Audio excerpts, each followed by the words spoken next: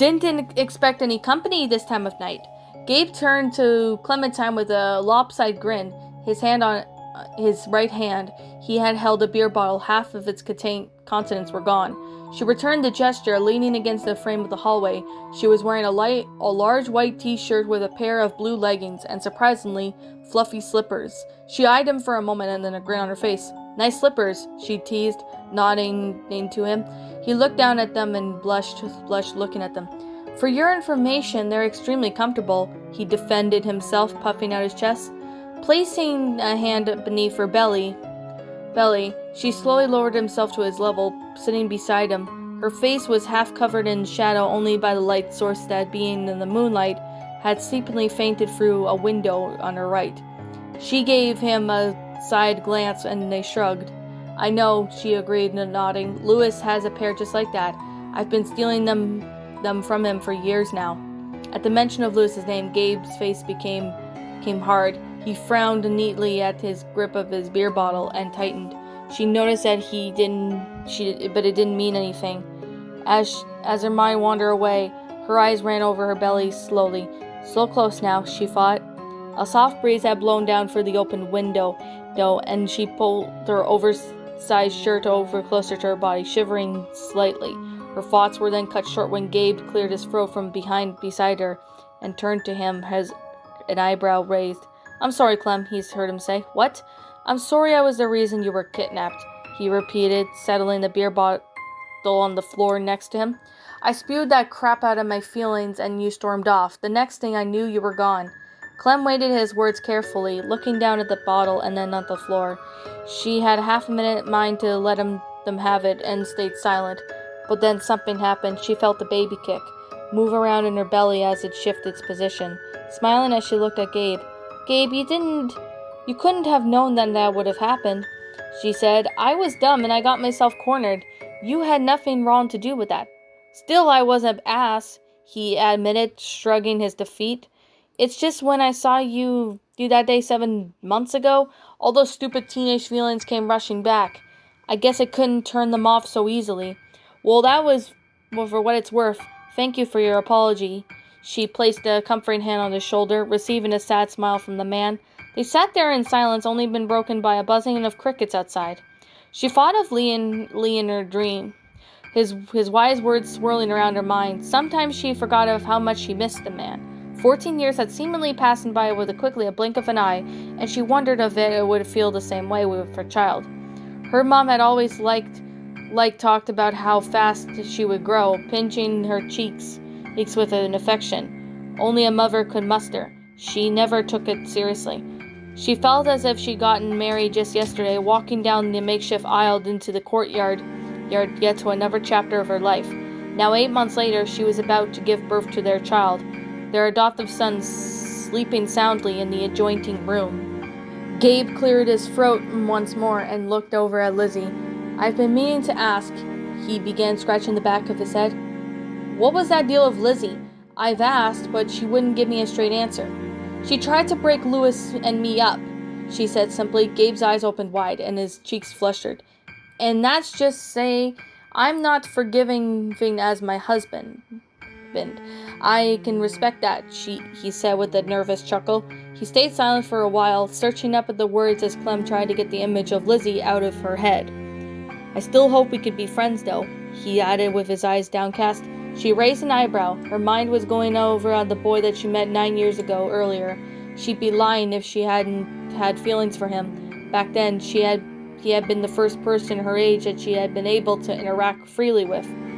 Also, she liked how he sparked pure jealousy in her husband every time, as they were in the same room, let alone holding a conversation. "I can do that," she said, extending his hand to him, which gracefully he took. Clementine suppressed a yawn for the third time, and placing her hand on the floor, she pushed herself off of it, groaning with the effort lifting the extra weight. She excused herself, claiming sleep would take her away any minute now. Gabriel got up as well, knocking over the empty beer bottle in the process. "Good night, Clem," he said, awkwardly shuffling to his feet. She rolled her eyes and leaned in, embracing the man. The swollen stomach between them had the process of a rather uncomfortable, and pair broke up within a few seconds.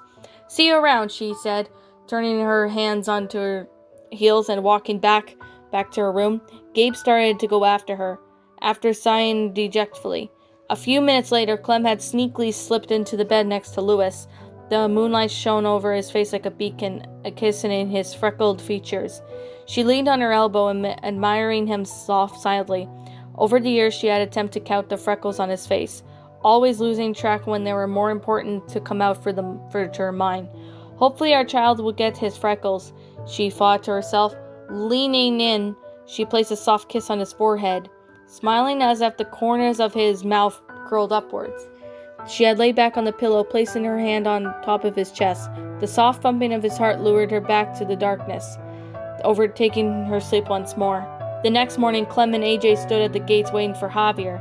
The morning sun was barely over the buildings, bathing the city in the bright orange hue. A few people milled about the streets, most of them never sparing a second glance for the trio at the gate. Clem was just adjusting to Louis's backpack as Javi greeted them. "Sorry I took so long. Lizzie wanted to go over the defense plan for the next month," he apologized, shaking Louis's hand. Louis noticed Clem scoff at the mention of the head security, and chuckling to himself. "That's all right," he replied, nodding at the older man. "We're just waking ourselves up for the trip." "You sure you don't want me to go with you?" Javi said, his eyes darting away from Clem to Clem's swollen belly. She gave him a signature glare as and crossed her arms. "It's just a 2-day trip, Javi," she argued, rolling her eyes. "I think my baby and I can handle it." "Are you talking about me again?" Louis inquired with a smirk, earning a punch from Clementine. He rubbed his shoulder. Javi chuckled and offered Clem a hug. "Well, I hope you guys have a safe trip," Javi said. "I'll see you in a week." "Thanks, Javi," Louis said as the trio said their final goodbyes and walked out of the gate. AJ waved a hand at Javier as they ventured into the wild, their weapons poised at the ready in case of danger befell them. As it turns out, the only danger that had threatened their 2-day trip were a few walkers that strayed too close to them. The following night, they arrived at the school. Clem's feet were hurting badly. Her back was about to give out. Beneath her tenth complaint, Louis held her hand and held her closer to the gate, calling out for the others inside. We'll be in bed soon enough," he promised his wife, smiling at Violet as the blonde opened the gate and embraced Clementine. "What are you doing here?" she asked, her eyes darting to Louis. "Clem wanted to see you all before the baby came," Louis complimented. The group walked inside, Clem leaning on Louis. The courtyard was deserted except for Omar standing by his stove, taking small sips of his wooden spoon. He gave the trio a wave, receiving one in return. The sun was setting behind the admin building, They were casting a long shadow at the courtyard itself. "Eleanor said I wouldn't be able to travel in a few weeks," Clem said. And after the baby's born, I'll be too exhausted to walk this far away." "Well, I'm glad you guys can come," Violet said, an uncharacteristic smile on her face. As they walked into the dorm rooms, they bumped into Minnie. Her blue eyes lit up at the sight of the couple as she hugged Louis first. Louis returned the embrace, letting go of Clem's hand. And the redhead was wearing Violet's old sweatshirt and a little white tank top over her jeans. Much like Louis's, they were ripped. "Staying for good this time?" she asked as they broke apart. "Vi and I have been betting on what Louis would be coming run back without you guys." "Hey," Louis complained, raising an eyebrow. I'm kidding. We're staying for a few days," Clem had told her. Heard the redhead towering over her, as much like Louis did. Minnie bent down and placed their hands on Clem's belly, a smile warming up the pregnant woman's heart. The redhead ran her hands over her big bump, jumping back when the baby kicked back. She looked up at Clem and her eyes widened. "Does that mean he likes me?" "She'll love her Aunt Minerva," Louis corrected her, "especially if she sings to her." "Don't you know the time?" Violet teased, crossing her arms. "I doubt this kid would have such a thirst for pain." "Hey, I happen to be the great singer," Louis was claimed, jabbing a thumb on his chest. "He really is," Clem told the couple, placing a kiss on the man's cheek. From beside him, AJ rolled his eyes and crossed his arms. He asked when dinner will be ready, and Minnie shrugged. Don't know. We're having the same old tonight, so no welcome feast for you guys, I'm afraid, she said, taking Vi's hand. If you'll excuse us, I need Violet for something. With that, the couple bounded off to the courtyard. Closing the door to the dorms behind them, AJ walked inwards towards his room in the search of 10 without a second glance back at Clem or Lewis. Leaving them to their devices, the couple walked into their room hand in hand, the moonlight starting to creep through the open windows. When they got there, Lewis opened the door and bowed dramatically at her, earning a giggle from Clem.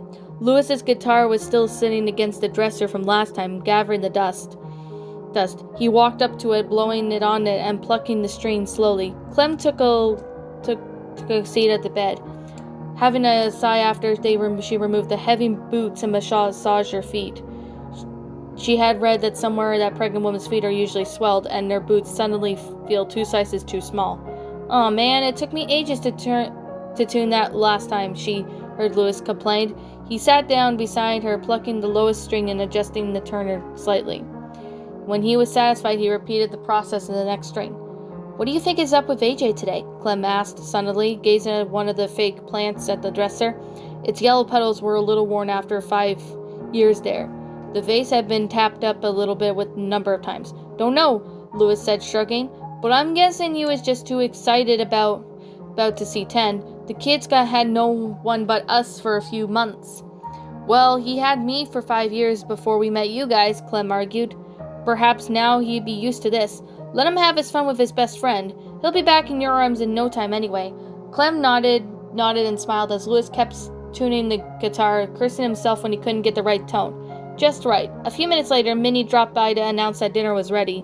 They followed her, and Omar and the rest of the group greeted the parents-to-be with bowls of hot rabbit stew and a side of roasted potatoes. Clem noticed AJ wasn't there, and when she asked 10, he claimed that his friend wasn't hungry. Frowning, she looked over at the dorms and sighed. Maybe it would be a good idea to give him some space, she thought.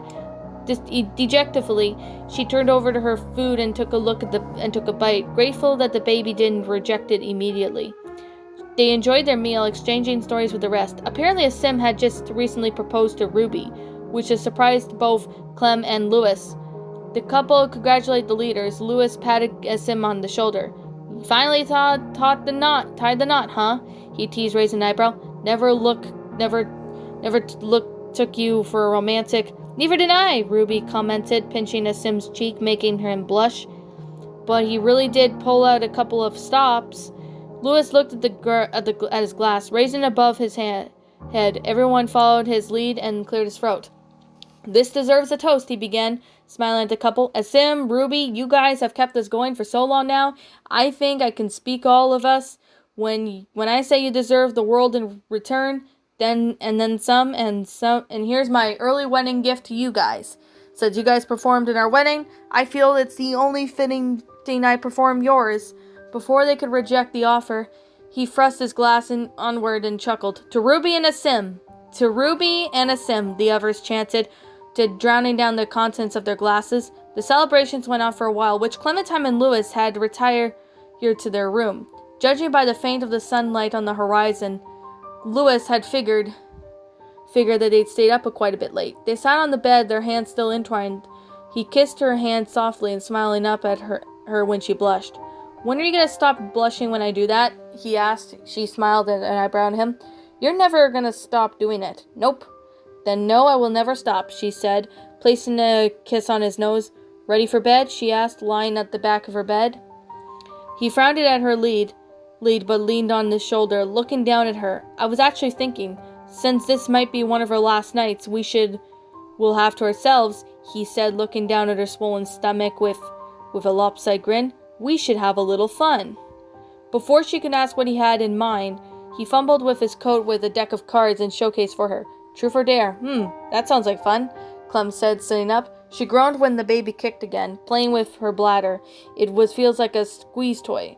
He handed herself a half deck as they both drew one. Clem smugly showed him a jack of hearts, but Lewis planted a king of diamonds. "Don't count your chickens before they fly," he teased. You know that's not how the saying goes, right? Regardless, you lost. Fine, I'll go with truth for now. Wuss, he teased.